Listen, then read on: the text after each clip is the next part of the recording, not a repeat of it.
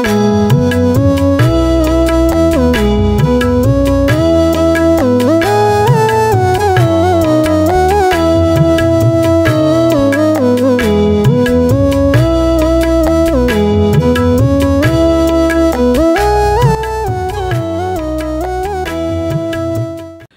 brothers and sisters in the Lord, ప్రభునందు ప్రియమైన సహోదరి సహోదరులారా, today's verse for our meditation is taken from the book of Psalms 145 verse 9. నేటి దినం మన ధ్యానం కొరకు 145వ కీర్తన 9వ వచనం నుండి తీసుకొనబడింది. The Lord is good to all and his tender mercies are over all his works. యెహోవా అందరికీ ఉపకారి, ఆయన కనికరములు ఆయన సమస్త కార్యముల మీద ఉన్నవి.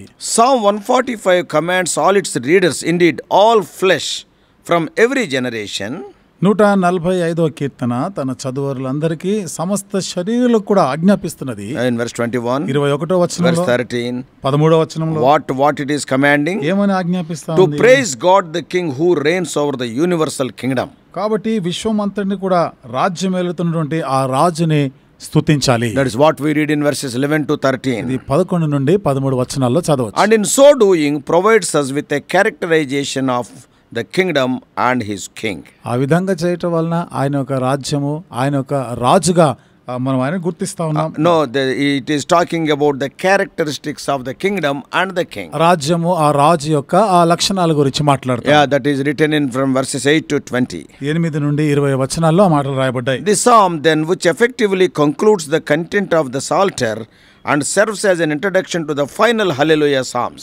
ఈ కీర్తనకారుడు ఆ అంతిమమైనటువంటి హల్లెలూయా యొక్క కీర్తన ముగింపు యొక్క కీర్తన. The last 5 Psalms are Hallelujah Psalms. ఈ చివరి 5 కీర్తనలు కూడా హల్లెలూయా కీర్తనలు. That is from 146 to 150. 146 నుండి 150 కీర్తనలు. So this 145th Psalm is like an introduction to the last Psalms. ఈ 145వ కీర్తన ఈ చివరి కీర్తనలకి ఇది ఒక ఉపోద్ఘాతంగా ఉంది. Okay, now we are going to see that. ఇప్పుడు ఆ సంగతులు మనం ఇప్పుడు Firstly, ధ్యానిద్దాం. my God is the king. మొదటిదిగా నా దేవుడు రాజై ఉన్నాడు. 145:1 145 మొదటి వచనం. and also from 11 to 13. 11 నుండి 13 వచనం. From the beginning of the psalm, but especially in the middle of the psalm, the emphasis falls on God's kingship. కీర్తన ఆరంభము నుండి ఇక మధ్యలో కూడా ఇంకా నొక్కి చెప్పబడినమాట దేవుని యొక్క రాజరికము గురించి. As I stated before, నేను ముందుగా చెప్పినట్లుగా this is the final time the Psalter that David appears in the superscription, a praise of David, and later for the other psalms no superscription is there. ఇది చివరిసారిగానే ఈ కీర్తనకి పైన స్తుతి కీర్తన అనే మాట, దావీదు యొక్క కీర్తన అని చెప్పబడి తర్వాత కీర్తనకి లేదన్నమాట. And this immediately after his appearance in the previous psalm, in which he refuses to take on the title of king, referring himself by the servant. If you see the earlier psalm 144, మీరు ఇంతకు ముందు కీర్తనలో గాని 144వ కీర్తనలో గమనిస్తే verse 10, 10వ వచనంలో David is not calling himself as a king, but he is calling himself as a servant. దావీదు తాను రాజుగా అని చెప్పుకోవడం లేదు కానీ ఒక సేవకుడు, ఒక దాసుడుగా పరిచయం చేసుకుంటాడు. And after that he is writing God is king. తర్వాత ఇంకేం రాస్తాడు, దేవుడే రాజై ఉన్నాడు And అంటాడు. after that for the 5 psalms his name is not there. ఆ తర్వాత మిగతా 5 కీర్తనలు అసలు ఆయన పేరే లేదు. When he is the king, why should my name must be there? ఆయన అంటే దేవుడే రాజై ఉండగా నా పేరు ఎందుకు ఉండాలి ఇక్కడ? So he closes this psalm 145 కాబట్టి 145వ కీర్తనని ఈ రీతిగా ముగిస్తున్నాడు. in verse 21. 21వ వచనంలో It is a promise and call to praise the king. ఇది ఒక వాగ్దానం కూడా, మరి రాజుని స్తుతించాలి అనే దాని కొరకు అంటుండే ఆజ్ఞ I am reading verse 21. 21వ వచనం. My mouth shall proclaim the praise of the Lord, and all flesh shall bless his holy name forever and ever. నా నోరు యెహోవాను స్తోత్రము చేయును, శరీరులందరూ ఆయన పరిశుద్ధ నామమును నిత్యము సన్నతించుదురుగా. With this act of self abdication and commitment to praise, ఇది తానుగా మరి స్తుతించడానికి కొరకై తను మరి ప్రతిష్ఠించుకున్న ఈ క్రియలో and hiding himself, తాను దాచుకుంటూ కనపరుచుకోకుండా now David changes. ఇప్పుడు దావీదు మారుస్తా ఉన్నాడు. And within the psalmic tradition, from being the great king to being the model psalmist, ఇప్పుడు గొప్ప రాజు నుండి ఆయన ఒక మాదిరికరమైన ఒక కీర్తనకారుడిగా కనపరుచుకుంటున్నాడు. David no longer leads the army into battle here. ఇంకా దావీదు తన సైన్యాన్ని యుద్ధంలో ఇంకా నడిపించడం లేదు ఇక్కడ. And here he is leading a faithful throng in the praise of God who alone is king. ఇక్కడ కేవలం దేవుడు మాత్రం రాజు అయినటువంటి ఆ దేవుణ్ణి స్తుతించడానికి కొరకై ఆయన ప్రోత్సహిస్తున్నాడు. My God is the king. నా దేవుడు రాజు. And then we see ఇంకా మనం చూస్తాం the Lord is good to all. దేవుడు అందరిలో ఉపకారి. The declaration that God is king is logically followed by an emphasis on God's kingdom verses, that is 11 to 13. దేవుడు రాజు ఉన్నాడు అనేది 11 నుండి 13 వచనాలకు మనం చూస్తే ఆయన ఒక రాజ్యం గురించి కూడా ఆయన చెప్తున్నాడు. Yeah, in 11 to 13 13, 4 times the word kingdom appears. 11 నుండి 13 వచనాలు 4 సార్లు ఆయన రాజ్యము అనే మాట వచ్చింది. The reference made to God's reign 3 other times. ఇంకా మిగతా 3 పర్యాయాలు దేవుని యొక్క పరిపాలన రాజ్యం గురించి And this kingdom, in contrast to the earthly kingdom of David once ruled over, is a universal and everlasting kingdom. ఈ రాజ్యం అంటే దావీదు యొక్క భూలోక ఈ పరిపాలన రాజ్యానికి భిన్నముగా ఉంటుంది. ఇది నిత్యమైనటువంటి రాజ్యం. Universal kingdom. ఇది సార్వత్రికమైనటువంటి రాజ్యం. And the psalm declares that the Lord is good to all and his compassion is over all that he made. Verse 9. కీర్తనకారుడు 9వ వచనం ఉంటాడు, యెహోవా అందరికీ ఉపకారి, ఆయన కనికరములు ఆయన సమస్త కార్యముల మీద ఉన్నవి. And indicates that all are God's subjects. ఇవన్నీ కూడా మరి దేవుని యొక్క క్రియలే. And furthermore, ఇంకా మనం చూస్తాం, the psalm says that God's in verse 13, God's kingdom is an everlasting kingdom and his dominion endures throughout all generations. 13వ వచనం ఉంటాడు కదా, నీ రాజ్యము శాశ్వత రాజ్యము, నీ రాజ్య పాలన పరిపాలన తరతరములు నిలుచు. This is a bold response to a core theological question of the Psalter. కాబట్టి ఈ కీర్తనకారి యొక్క వేదాంతపరమైనటువంటి ప్రశ్నకి ఎంతో ధైర్యంగా జవాబు చెప్తున్నాడు. For after the events of 587 BC, క్రీస్తు పూర్వం 587 తర్వాత జరిగిన సంఘటనలో and lamented in Psalm 89, 89వ కీర్తనలో అన్ని కూడా విలపించిన తర్వాత whether God remains king, and if so, over what became the these problems. పైగా దేవుడు రాజు అయి ఉంటే ఎందుకని ఈ సమస్యలన్నీ కూడా వచ్చినాయి? Why they have gone to captivity? ఎందుకు వాళ్ళు ఇట్లా చెరలోని పోయినారు? So Psalm 145 along with the rest of the books, కాబట్టి 145వ కీర్తన ఆ తర్వాత ఉన్నటువంటి ఆ కీర్తనలతో పాటు along with the rest of the books, that is 4 and 5 parts in the Psalms, అంటే కీర్తనలో ఉన్నటువంటి మిగతా భాగాలు ఆ పుస్తకాల్లో 4-5 God is giving the Psalms are giving the answer. ఈ కీర్తనలో అక్కడ జవాబు ఉంది. God was, is and will be king over all creation. కాబట్టి దేవుడు సమస్తమైన సృష్టి పైన ఆయన ఉన్నవాడు, ఇప్పుడు ఉన్నవాడు, ఉండబోవాడు కూడా. Another quality he is writing, the Lord is gracious and merciful.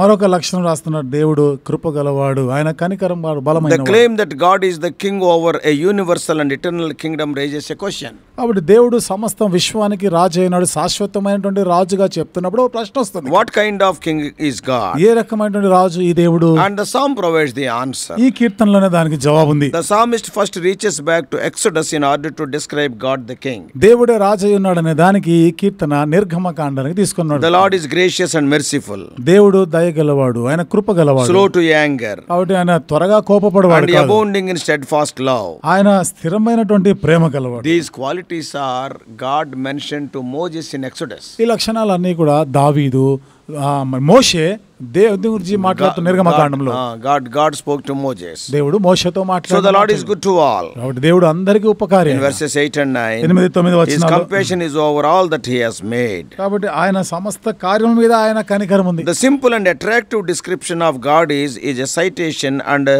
reinterpretation of much known Mosaic formulation in Exodus chapter 34 verses 6 దేవుని and 7. సామాన్యమైనటువంటి విధానం మనం ఇక్కడ చూస్తే నిర్గమకాండం 34వ అధ్యాయంలో నుండి ఇవి మనం అర్థం చేసుకుంటున్నాం. Yeah, God remains gracious and merciful.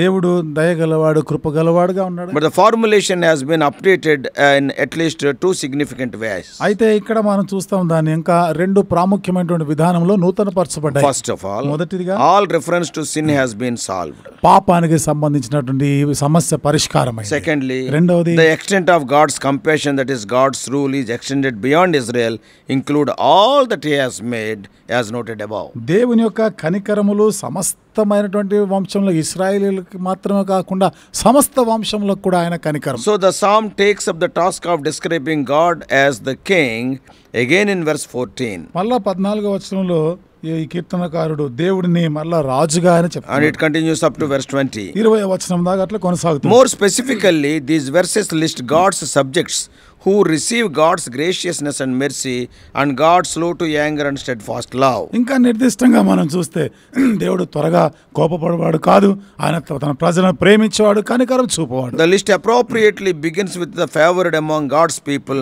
and concludes with the disfavored indeed with those who are destroyed.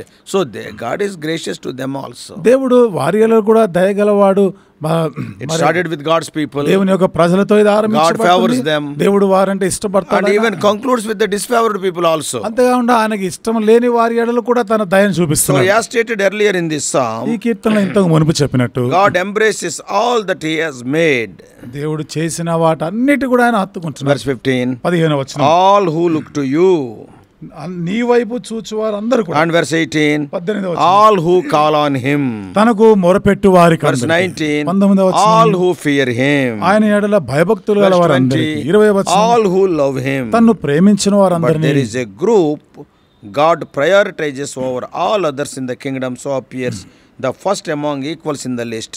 That is, it is written in 14. అయితే ఒక గుంపు వారిని మాత్రం ఆయన ప్రత్యేకిస్తూ ఇంతకుముందు చెప్పిన వారు అందరికన్నా ప్రత్యేకంగా చేసి చెప్తున్నాడు 14వ వచనంలో. The Lord upholds all who are falling and raises up all who are bowed down. యెహోవా పడిపో వారిని అందరినీ ఉద్ధరించువాడు, కృంగిపోయిన వారిని అందరినీ లేవనెత్తువాడు. So there is in the kingdom of God, కాబట్టి ఇక్కడ దేవుని యొక్క రాజ్యంలో a preferential option is there for the lowly people. కాబట్టి దీనులైనటువంటి వారికి ఒక ఎంపిక చేసుకోవడానికి అవకాశాలు.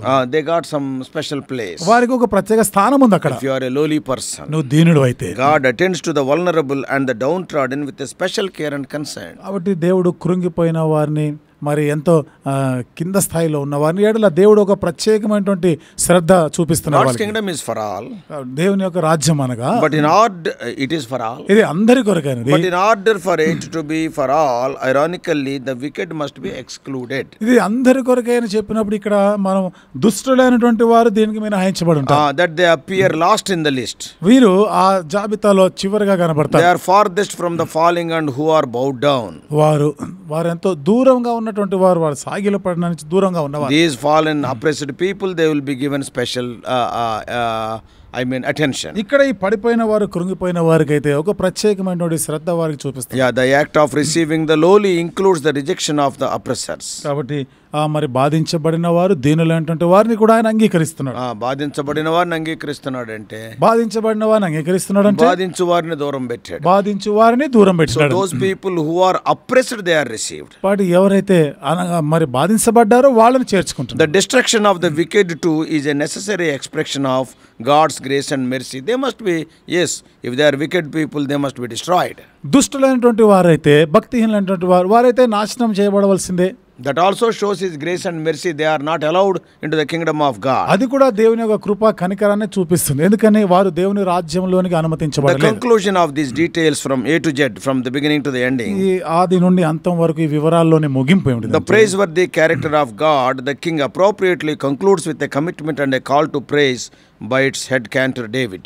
ఈ రాజు దేవునికి తన స్తుతులు ఆరోపిస్తూ ఆయన తగినవాడు, స్తుతులకు ఆయన పాత్రుడు అటువంటి మాటలతో ముగిస్తున్నాడు. He is calling all the people. ప్రజలందరినీ కూడా ఆయన పిలుస్తా ఉన్నాడు. 21 My mouth will speak the praise of the Lord, all the flesh will bless his holy name forever and ever. నా నోరు యెహోవాను స్తోత్రము చేయును, శరీరులందరూ ఆయన పరిశుద్ధ నామమును నిత్యము సన్నతించును. So this final verse is a fitting statement of David the psalmist. ఈ చివరి వచనము ఈ కీర్తనకారుడైన దావీదుకి సరిగ్గా సరిపోయినటువంటి మాట. All flesh. శరీరులందరూ. And in response, దానికి స్పందనగా the heavens and the earth, భూమి, ఆకాశం, the sea, సముద్రం, all flesh, సమస్త శరీరం, indeed all that has breath raise their voices in Psalms 146 to 150. 146 నుండి 150 వచనాలు చూస్తే సమస్త శరీరాలు జీవము గల అందరూ కూడా ఆయన స్తుతించారు. ప్రాణం ఉన్న వారందరూ with a festal shout, festivity. కాబట్టి ఇక్కడ ఒక మరొక పండుగ వాతావరణంతో కూడా స్తుతించారు. So may God help us also to be his worshippers now and forevermore. దేవుడు మనం కూడా ఇప్పుడు ఎల్లప్పుడు కూడా ఆయనను ఆరాధించువారుగా చేయనుగాక. Let us pray. ప్రార్థన చేసుకుందాం. Loving heavenly Father, ప్రేమగల మా పరలోకపు తండ్రి, oh Lord, what a wonderful introduction, Psalm 145 to the final 5 hallelujah psalms. చివరి 5 హల్లెలూయా కీర్తనలకి ఈ 145వ కీర్తన ఎంతో పరిచయ కీర్తన, ఉపోద్ఘాతంగా ఉంది. Oh Lord, David is calling all the flesh దావీదు సమస్త శరీరులను పిలుస్తా worship ఉన్నాడు. the Lord. దేవుని ఆరాధించాలి. Because thou art the creator of all the people ఎందుకని నీవే అందరికీ సృష్టికర్త, and all whole universe. విశ్వం అంతటికీ So whether సృష్టికర్త. they are heavenly beings or earthly beings, కాబట్టి అవి పరమందున్నవైనా భూమి మీద they ఉన్నవి, may be human beings or trees, అవి మనుషులైనా గాని వృక్షములైనా, they may be birds of the air or the water beings. ఆకాశ పక్షులైనా జలచరములైనా They may కానీ be stars. ప్రభా నక్షత్రాలైనా Whatever they may be. అవి ఏమైనా కానీ All planets. ప్రభా మరి గ్రహాలన్నీ All కూడా, angels. దూతలందరూ Oh, కూడా, every one of us, we are bound to worship thee because you are our creator. అలా ప్రతి ఒక్కరము కూడా నిన్ను ఆరాధించబద్ధులమై ఉన్నాం, ఎందుకనగా నీవు మా సృష్టికర్త, You are such a great God. అంత గొప్ప దేవుడు. Understanding thy magnificence, help us to bow down. ఓ ప్రభా నీ మహాత్మ్యమును గ్రహించిన వారమై మేము ప్రభా తల వంచి సాగిలపడి Thou art ఆరాధించేవారు. having a special place for the lowly people. ప్రభా మరి దీనులైన వారి కొరకై కృంగిపోయిన వారికి ప్రత్యేక స్థానం ఉంది మీకు. Help us to be lowly people. ప్రభా మేము దీనులుగా ఉండేలాగా సహాయం చేయండి. Help us to be, O Lord, meek in our spirits. ప్రభా మన ఆత్మ యందు మేము దీనులమై ఉండేలాగా చేయండి. Lead us and guide us. మీరే నడిపించి నాయకత్వం వహించి We do pray in the mighty name of our Lord and Savior Jesus మా Christ. ప్రభువును రక్షకుడైన యేసుక్రీస్తు వారి బలమైన నామములో ప్రార్థించి వేడుకుంటున్నాము తండ్రి. Amen.